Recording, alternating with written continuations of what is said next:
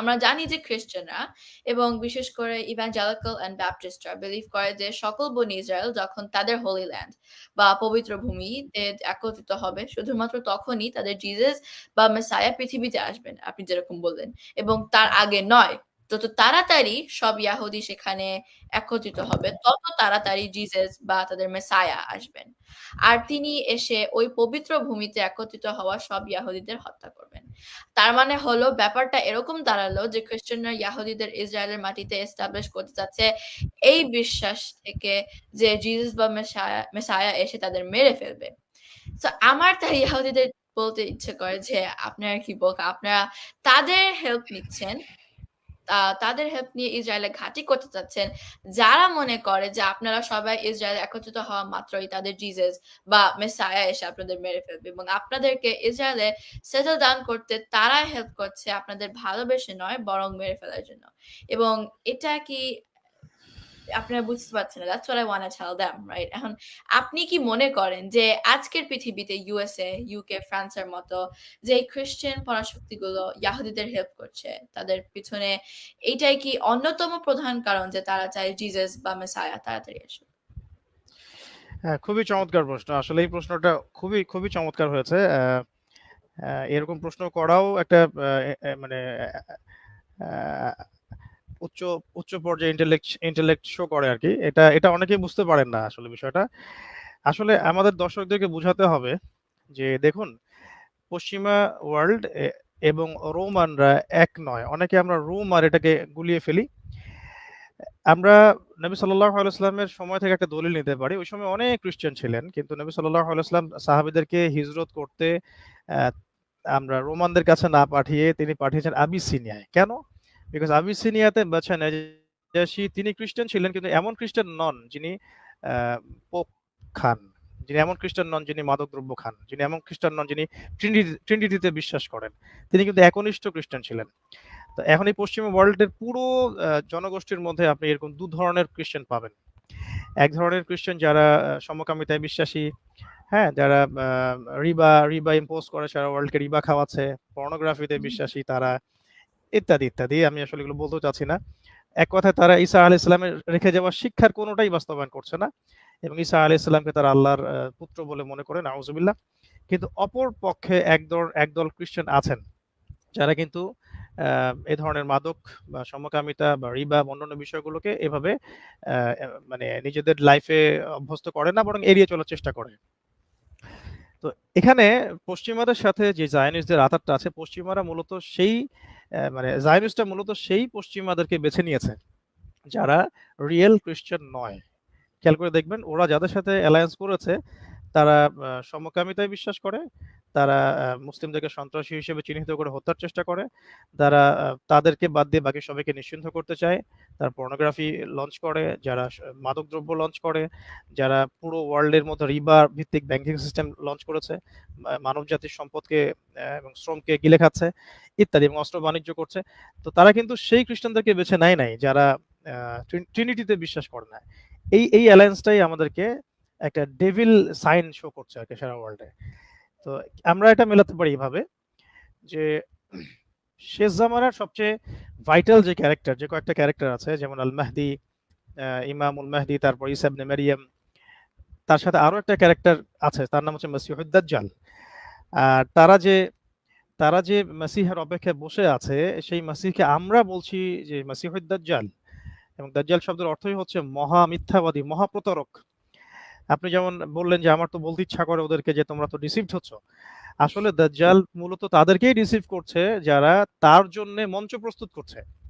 আমি আবার রিপিট করছি এই কথাটা, দাজ্জাল মূলত তাদেরকেই রিসিভ করছে বা করবে অচিরেই, যারা তার আগমনের জন্য মঞ্চ প্রস্তুত করছে। মঞ্চ বলতে পুরো ওয়ার্ল্ডটাকে প্রস্তুত করছে, ঠিক আছে?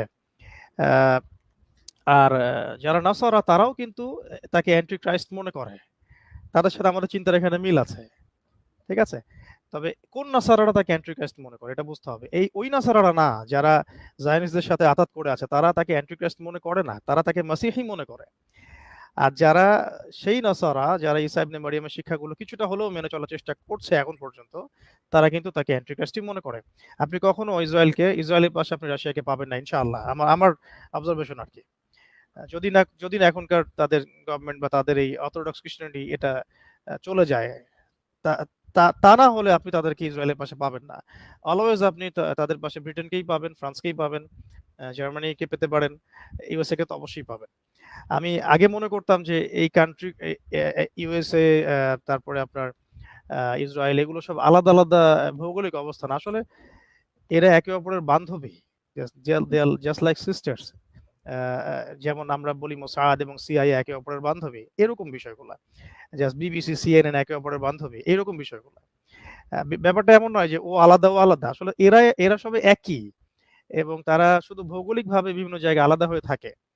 আমি একই এভাবে বোঝাচ্ছি, দেখুন যে যদি এতই মানে আমরা জিউসদের জন্য দরজা উন্মুক্ত করার কথা বলতাম 1917 এবং 48 এর মধ্যে, তাহলে তাহলে জার্মানি কেন জায়গা দিল না, বা কেন ব্রিটেন কেন জায়গা দিল না, কেন আমেরিকা কেন তার একটা অংশকে খুলে দিয়ে তাদেরকে সেখানে থাকতে দিল না? খুব বেশি জায়গার প্রয়োজন হতো না তো। কেউই কিন্তু জায়গা দেয় নাই। তারা যার যার দরজা বন্ধ করে ফেলছে। যার যার দরজা বন্ধ করে ফেলে তারা হোলি ল্যান্ডটাকে লিবারেট করার মিশন নিয়ে মাঠে নেমেছিল। আর হোলি ল্যান্ড লিবারেট করা হচ্ছেই দাজ্জালের জন্য, যে শেষ জামানার সবচেয়ে ভাইটাল ক্যারেক্টার, এবং যার সম্পর্কে আমাদের দৃষ্টিভঙ্গিটা এরকম যে সে এই ওয়ার্ল্ডে আসবে, এবং নবী সাল্লাল্লাহু আলাইহি ওয়াসাল্লাম যেভাবে বলেছেন যে সে ওয়ার্ল্ডটাকে রুল করবে, সে জিউসদেরকে নিয়েই ওয়ার্ল্ডটাকে রুল করবে, এবং সে 40 ডেজ এই ওয়ার্ল্ডটা রুল করবে, যার ফার্স্ট ডে হবে like as a year, second ডেটা হবে লাইক অ্যাজ এ মান্থ, আর থার্ড ডেটা হবে লাইক অ্যাজ এ উইক। বাকি ডে গুলো হবে আমাদের ডে এর মতোই।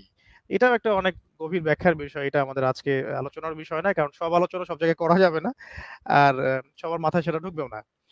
তো এরপরে বলা হচ্ছে যে সে সারা ওয়ার্ল্ডে এমনভাবে রুল করবে যেন সে নিজেকে খোদা দাবি করবে, যে যে তাদেরকে যে যারা তাকে মেনে নিবে সে তাদেরকে জান্নাত দিচ্ছে, তার জান্নাতটাই মূলত জাহান্নাম। আর যারা তাকে মেনে নিচ্ছে না, মানিবে না, তাকে সে জাহান্নামে ঢোকাবে, তার জাহান্নামটাই মূলত জান্নাত। তাহলে এখানে একটু আমরা বোঝার চেষ্টা করি যে তাহলে আহ, তাদের মেসিহকে, আমরা যাকে দাজ্জাল বলছি, তাদের মেসিহকে যদি তাদেরকে নিয়ে সারা ওয়ার্ল্ডটাকে রুল করতে হয়, তাহলে জাস্ট এই 4-5টা পয়েন্ট মিলাতে হবে, যেটা অলরেডি মিলে গেছে, এটা আপনি বুঝতে পারবেন।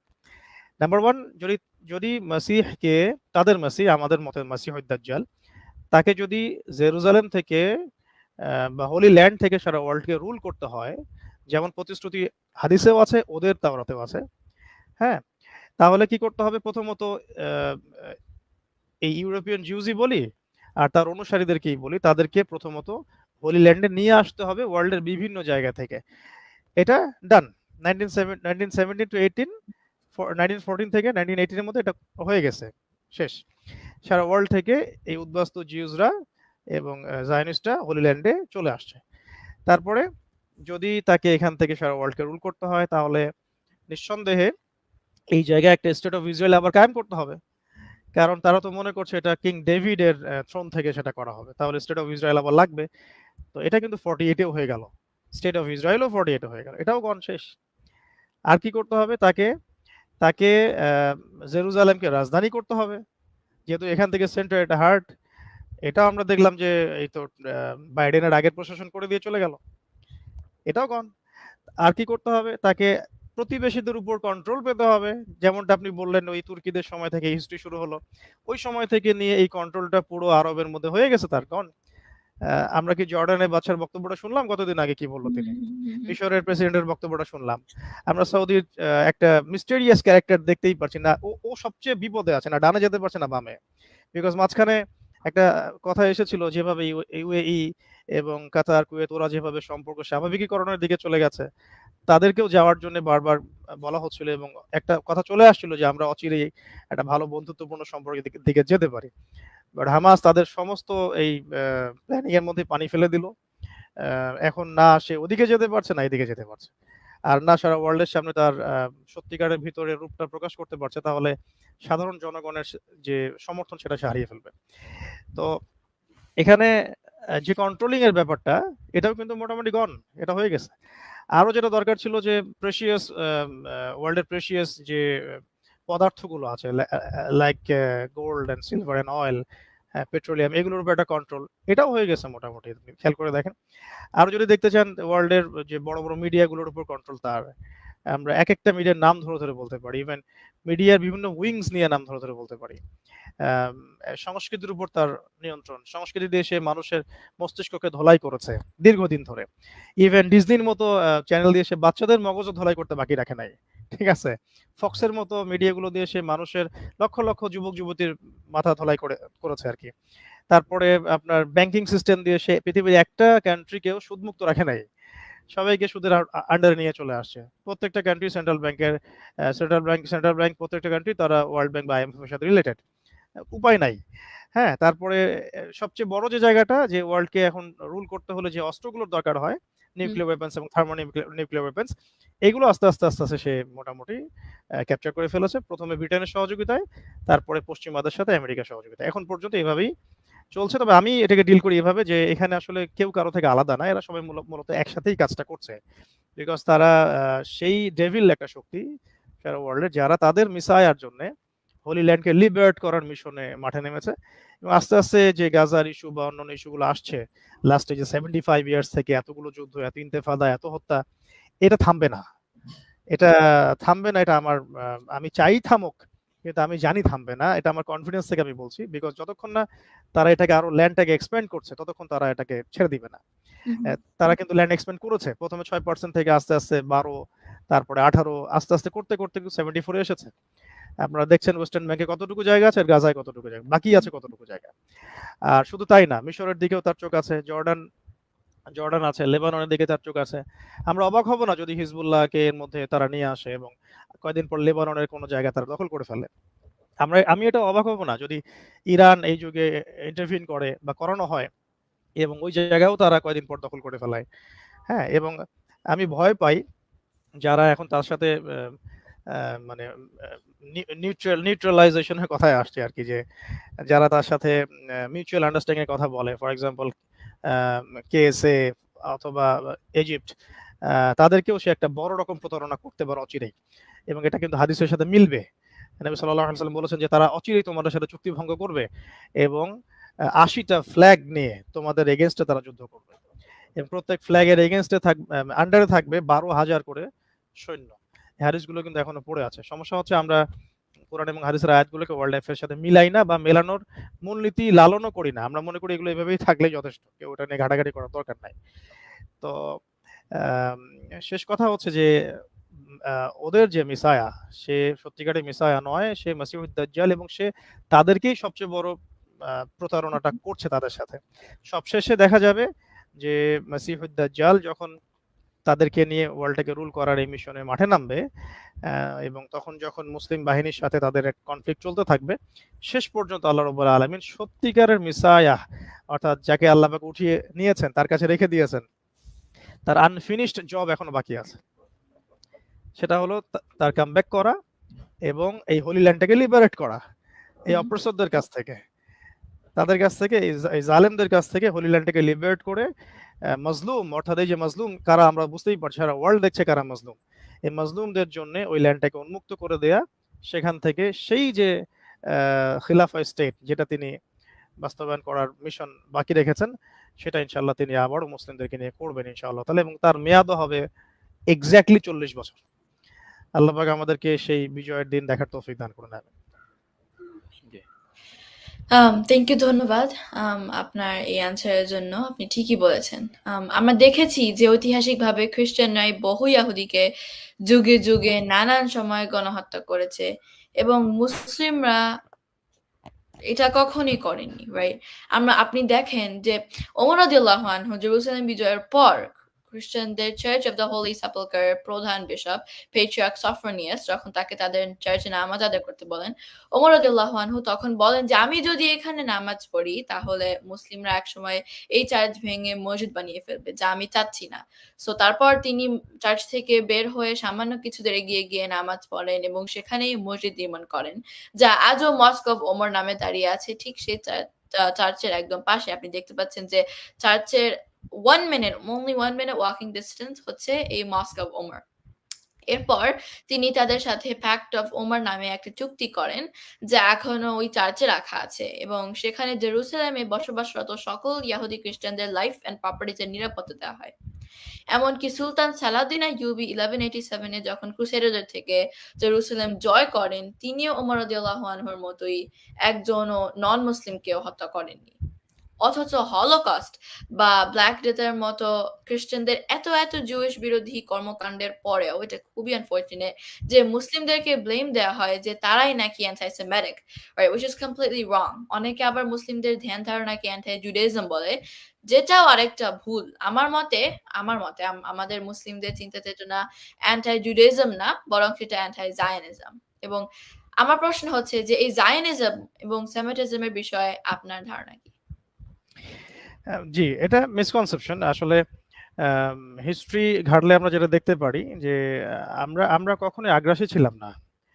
আর আমরা খেয়াল করে দেখবেন যে আমরা তো বললাম একটু আগে যে ওমর রাদিয়াল্লাহু আনহু যখন এখানে প্রবেশ করেন তার সেনাবাহিনীকে নিয়ে, তখন তারা আমাদের সাথে একটা সন্ধি চুক্তিতেই ছিল এবং তারা আমাদের নিজের রাষ্ট্রের নাগরিক, আমাদের নাগরিক হিসেবে ছিল, আমাদের রাষ্ট্রের নাগরিক হিসেবে। তারা জাস্ট কর দিত, ট্যাক্স দিত, দ্যাটস অল। এবং তাদের জান-মাল নিরাপত্তা আমরা দেখতাম।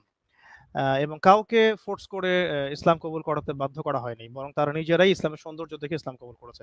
কোনো হিস্ট্রি কিতাবে তারা এখানে কোনো কিলিংস দেখাতে পারবে না।